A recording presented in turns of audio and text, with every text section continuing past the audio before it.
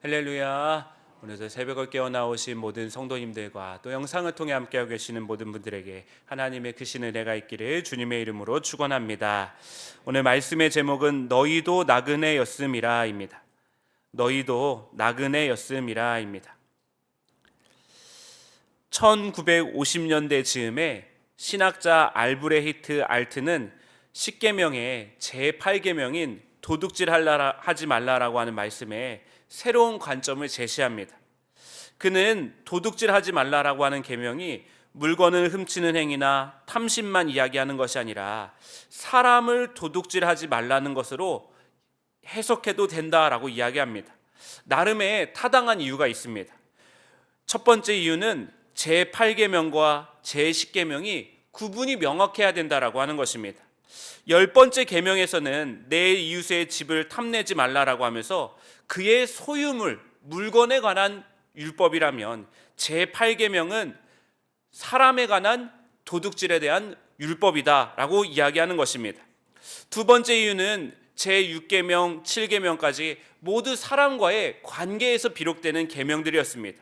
살인하지 말라, 간음하지 말라, 사람과의 관계에 해당하는 계명이기 때문에 제8계명까지도 사람과의 관계에서 사람을 도둑질하는 것으로 해석해도 괜찮다라고 이야기합니다. 세 번째 이유는 디모데전서 1장 9절에서 10절까지의 말씀 때문이라고 말합니다. 아버지를 죽이는 자와 어머니를 죽이는 자, 이것을 내 부모를 공경하라 라고 하는 계명하고 연결시키고, 살인하는 자, 살인하지 말라라고 연결시키고, 음행하는 자와 남색하는 자, 간음하지 말라라고 연결시키고, 인신매매하는 자, 이 말씀을 사람을 도둑질하지 말라라고 하는 제8계명과 연결을 시키고 있습니다. 알트는 이렇게 제8계명을 사람을 도둑질하지 말라라고 이야기하면서 그가 이렇게 해석하게 된 것은 그 시대의 배경도 한몫을 했습니다. 바로 세계대전 이후에 고아와 과부들이 많이 생겨나기 시작했고, 이런 세상 속에서 사회적 약자들이 누군가에 의해서 자의나 타의로 사람이 팔려가는 일들이 번번이 발생했기 때문입니다. 전쟁의 포로로 붙잡혀가는 사람을 협상의 도구로 활용하기도 하면서 알트는 이 제8계명이 사람을 도둑질하지 말라라고 하는 계명으로 확대되어야 한다라고 이야기한 것입니다. 오늘 본문 말씀은 제8계명을 확장시켜서 1절에서 20절은 물건과 사람에 대한 배상에 관한 문제를 다루고 있고, 21절에서 31절은 은밀한 폭력에 관한 법을 다루고 있습니다. 오늘 말씀을 함께 나누며 기도의 제목을 얻고자 합니다. 첫째는 하나님은 생명을 소중히 여기십니다. 하나님은 생명을 소중히 여기십니다. 1절과 4절 말씀, 사람이 소나 양을 도둑질하여 잡거나 팔면 그는 소 한 마리에 소 5마리로 갚고 양 한 마리에 양 4마리로 갚을지니라. 도둑질한 것이 살아 그의 손에 있으면 소나 낙이나 양을 막노라고 갑절을 배상할지니라 라고 말합니다. 이 도둑질한 것을 물건과 짐승인 경우 또 사람인 경우로 나누어서 규정을 하고 있는데, 이 말씀 속에서 소나 양 같은 짐승을 도둑질한 경우에는 흠침 짐승을 팔았거나 죽여 없인 경우에는 소는 5배, 양은 4배로 배상해야 된다라고 말합니다. 그리고 흠침 짐승이 살아있을 때에는 주인에게 돌려주면서 2배로 배상하라 라고 이야기합니다. 구약 성경은 다른 고대 근동의 문화의 다른 법들과 다르게 일반 절도죄에 대해서 사형이나 손을 자르는 극형, 신체적인 상해를 가하는 그런 도둑질하는 법에 대한 규정을 말하고 있지 않습니다. 놀라운 것은 구약 성경은 도둑에게도 인권이 있음을 인정하면서 도둑질 자체로 그 사람의 목숨이나 신체의 일부를 상하게 할 수 없다라고 이야기하는 것입니다. 다른 메소포타미아 문명권의 다른 나라들은 절도 범죄에 대해서 아주 심각하게 처벌을 내립니다. 그런데 왜 성경은 이렇게 도둑질한 사람에 대해서 처벌을 가볍게 하느냐? 그것은 물건과 소유물보다 사람의 생명이 고귀하다라고 하는 성경의 전제가 깔려 있기 때문입니다. 소위 고대 근동의 고고학, 이집트나 메소포타미아 문명권의 고고학을 연구하는 학자들이 입을 모아서 하는 말이 있다고 합니다. 기독교는 휴머니즘의 종교라고 이야기하는 것입니다. 그 계기가 된 것은 1848년에 오스틴 헨리 레이어드라고 하는 사람이 지금의 이라크 지역, 성경에 나오는 니느웨 지역에서 약 6인치 높이의 점토팜을 발굴하게 되어졌습니다. 거기에는 길가메시라고 하는 서사시가 기록이 되어져 있었습니다. 그 중에 짤막하게 우투나 피슈팀이라고 하는 인물의 홍수 이야기가 기록되어져 있는데, 이것이 성경의 노아 홍수 이야기와 아주 비슷했다라고 하는 것입니다. 성경학자들은 충격을 받게 되어집니다. 혹시라도 노아 홍수 이야기가 그 이야기를 베낀 것이 아닌가 성경학자들은 근심을 갖게 되어졌습니다. 하지만 우트나 피슈팀 이야기와 노아 홍수 이야기에 결정적인 차이가 하나가 있었는데, 그것은 바로 인간의 역할이었습니다. 우트나 피슈팀의 이야기에서는 신이 자기가 마음에 안 들어서 직접 모든 일들을 행하며 홍수로 심판하고 끝내버립니다. 그런데 노아의 홍수의 이야기에서는 하나님께서 노아에게 적극적으로 역할을 맡기시고 세상의 여러 생명들을 구원할 수 있는 방주까지 만드시게 하면서 인간의 역할이 오히려 강조가 되고 있습니다. 이것을 두고 고고학자들은 성경이 휴머니즘의 원조일지 모른다라고 말합니다. 다른 고대 근동의 신들은 인간의 역할이나 의견은 하나도 중요하지 않고 그저 신의 결정을 기다리고 신이 모든 것을 실행하는 반면에, 성경의 하나님은 인간에게 역할을 맡기시고 하나님의 역사에 인간을 참여하게 하시고 인간을 기다리시고 인간의 반응과 태도에 따라서 계획을 수정하시기도 하는 인간의 생명을 소중하게 여기시는 하나님으로 그려져 있다라고 하는 것입니다. 이런 흐름에서 절도죄에 대한 처벌이 약한 것도 재산이나 소유보다는 사람이 먼저였기 때문입니다. 다만 도둑질한 대상이 사람인 경우에는 달랐습니다. 16절 말씀, 사람을 납치한 자가 그 사람을 팔았든지 자기 수하에 두었든지 그를 반드시 죽일지니라. 유괴범이나 인신매매범은 반드시 사형에 처하라 라고 말합니다. 왜냐하면 유괴당한 사람, 팔려간 사람의 생명을 하나님께서 더 귀중하게 여기시기 때문입니다. 사랑하는 성도 여러분, 하나님은 우리의 생명을 정말 소중히 여기시는 하나님이십니다. 우리의 생명이 소중한 것과 마찬가지로 다른 이들의 생명도 소중하다라고 하는 것입니다. 하나님의 숨결이 머물지 않은 생명은 아무것도 없기 때문입니다.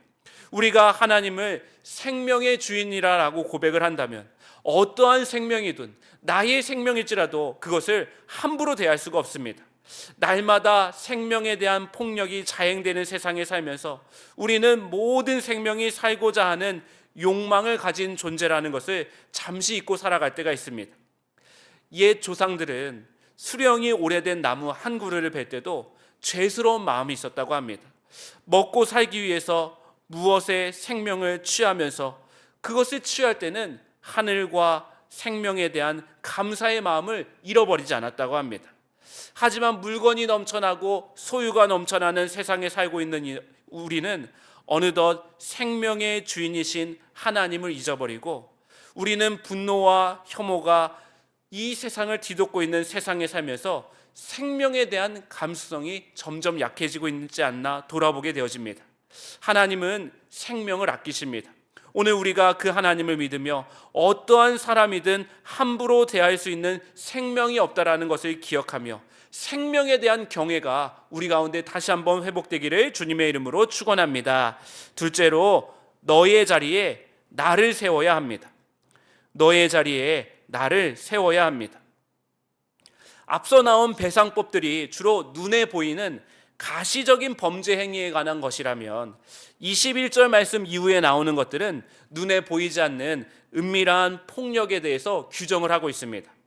누군가에게 손해를 끼치고 누군가에게 피해를 입은 것은 명확하게 과실을 따질 수가 있습니다. 그러나 눈에 보이지 않는 것, 예를 들어서 자기 배만 불리는 부유한 사람이 가난한 이들을 도와야 할 때 그것을 외면하고 자기 이속만 챙기다면 그것까지도 범죄 행위다 성경은 이야기하는 것입니다. 사실 쉬운 문제는 아닙니다. 정말 그 사람이 누군가를 외면해서 그렇게 했는지, 아니면 정말 몰라가지고 그렇게 했는지 마음의 동기 문제를 쉽게 판단할 수 없기 때문입니다. 그럼에도 하나님께서는 내면의 동기까지 감찰하시는 하나님이시다라고 말씀합니다. 하나님께서 누군가의 호의와 선한 마음에 의존할 수밖에 없는 사람들을 최우선으로 배려하기를 원하신다라고 말씀하고 있습니다. 그 말씀이 21절에서 23절 말씀입니다. 너는 이방 나그네를 압제하지 말며 그들을 학대하지 말라. 너희도 애굽 땅에서 나그네였음이라. 너는 과부나 고아를 해롭게 하지 말라. 내가 만일 그들을 해롭게 함으로 그들이 내게 부르짖으면 내가 반드시 그 부르짖음을 들으리라. 여기서 이방 나그네는 다른 부족이나 다른 나라에서 들어온 사람들을 이야기합니다. 이 사람들은 아주 소수입니다. 그래서 언제든지 희생양으로 전락할 수 있는 아주 취약한 사람들이었습니다. 공동체가 평안할 때는 아무런 문제가 없지만 사회적인 혼란이 초래될 때는 언제나 사람들은 분노의 대상을 찾으며 희생양을 찾는 것입니다. 대표적으로 로마 네로 황제 때 사회적 문제가 발발하자 그 희생양으로 그리스도인들이 지목되기도 했습니다. 과부나 고아 역시 사회적인 약자입니다. 가부장적인 사회에서 남편이나 부모의 돌봄을 받지 못하는 경우 그들은 일수 성이나 노예의 착취 대상으로 전락되었다라고 하는 것입니다. 하나님은 그들을 해롭게 하지 말라라고 말합니다. 이 말씀을 세번역 성경에서는 괴롭게 하면 안 된다라고 번역을 합니다. 하나님은 억울한 일을 당한 사람들의 부르짖음을 들으신다라고 말씀합니다. 하나님은 땅에서 부르짖는 아벨의 핏소리에 귀를 기울이셨고 애굽에서 압제당하는 이들의 신음소리를 기도를 들으셨다라고 하는 것입니다. 그래서 사회적 약자들을 괴롭히는 것은 하나님을 적으로 삼는 것과 마찬가지다라고 말씀합니다. 잠언 14장 31절 말씀, 가난한 사람을 학대하는 자는 그를 지으신 이를 멸시하는 자요, 궁핍한 사람을 불쌍히 여기는 자는 주를 공경하는 자니라. 하나님은 억압과 착취가 일상화된 세상을 전복시켜서 돌봄과 사랑과 우애가 지배하는 평화의 세상을 만들기를 원하십니다. 어떤 마음으로 그 일을 행해야 했느냐?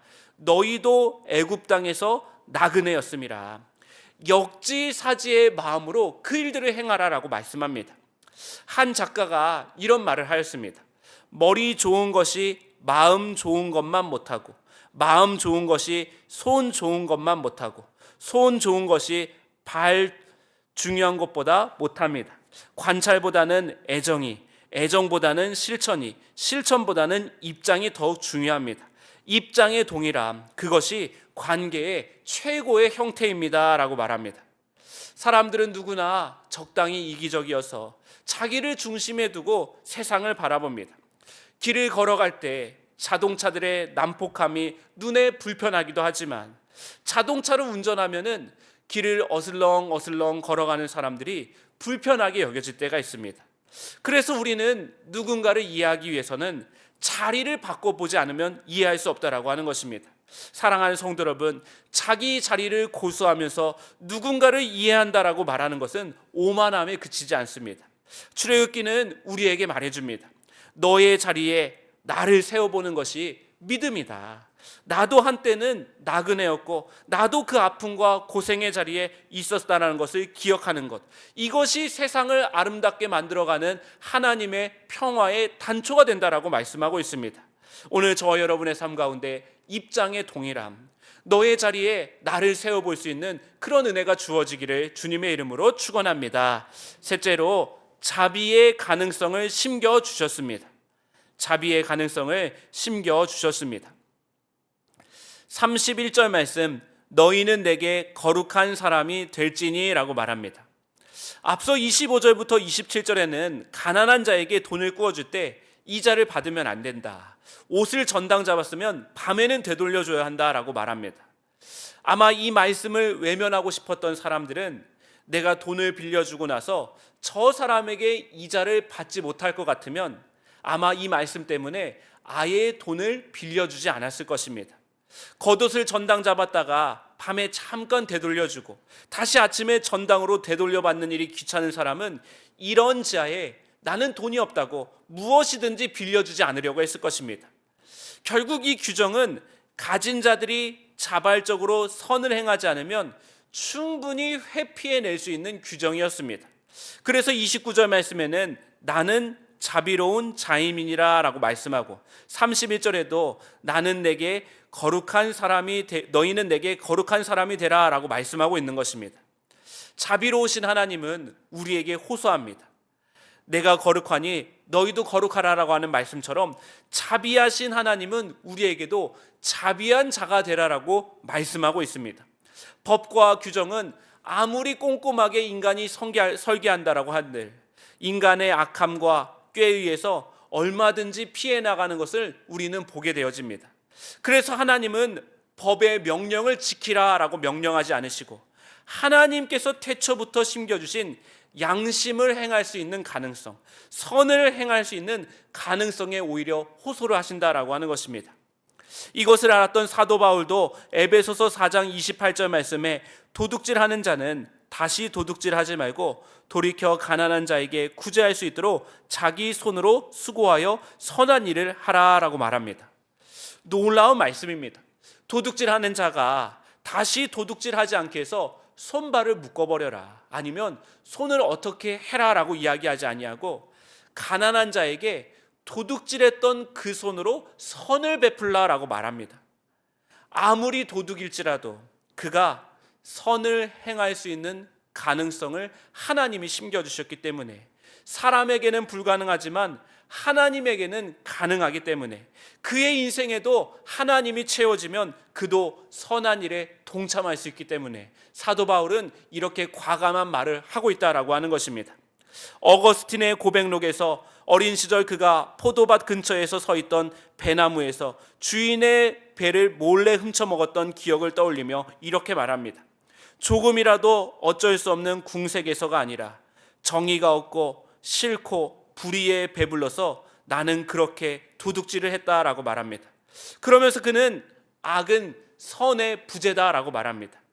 하나님의 선함이 내 인생 가운데 채워지지 않으면 우리의 발자취는 악행으로 악취나는 인생을 살아갈 수밖에 없다라고 하는 것입니다. 사랑하는 성도 여러분, 하나님은 우리의 마음의 자리가 사랑과 나눔으로 더 채워지기를 원하십니다. 그래서 누군가를 갉아먹는 사람이 아니라 누군가를 복되게 해주고 채워주는 삶을 살아가기를 원하시는 것입니다. 오늘 저 여러분이 하나님이 태초부터 심겨주신 선을 행할 가능성, 자비의 가능성을 가지고 주어진 삶에서 그 가능성을 실현해가는 복의 삶을 살아가시기를 주님의 이름으로 간절히 축원합니다. 기도하시겠습니다. 하나님, 우리는 악한 세상을 볼 때마다 하나님의 사랑은 어디에 있을까 안타까워할 때가 있습니다. 그러나 주님은 그런 우리를 보며 오히려 안타까워하십니다. 하나님이 이미 가능성을 심겨주셨다고, 하나님이 이미 마련해 놓으셨으니 우리는 그저 성취하기만 하면 된다고, 우리가 그것을 다시 한번 믿음으로 고백하기를 원합니다. 자비로우신 하나님, 완제품의 복만 구하는 우리가 아니라 이미 우리에게 주어진 가능성 하나를 가지고 하나님께서 심겨주신 그 가능성을 실현해 나가는 복의 삶을 살아갈 수 있도록 주께서 우리를 도와주시옵소서. 이 시간 그 마음으로 하나님 앞에 올려드린 귀한 물질들이 있습니다. 이 예물을 기쁘게 받아주시사 그들의 기도의 제목마다 하늘의 놀라운 상급들이 주어지게 하여 주시옵소서. 우리 주 예수 그리스도의 이름으로 기도하옵나이다. 아멘.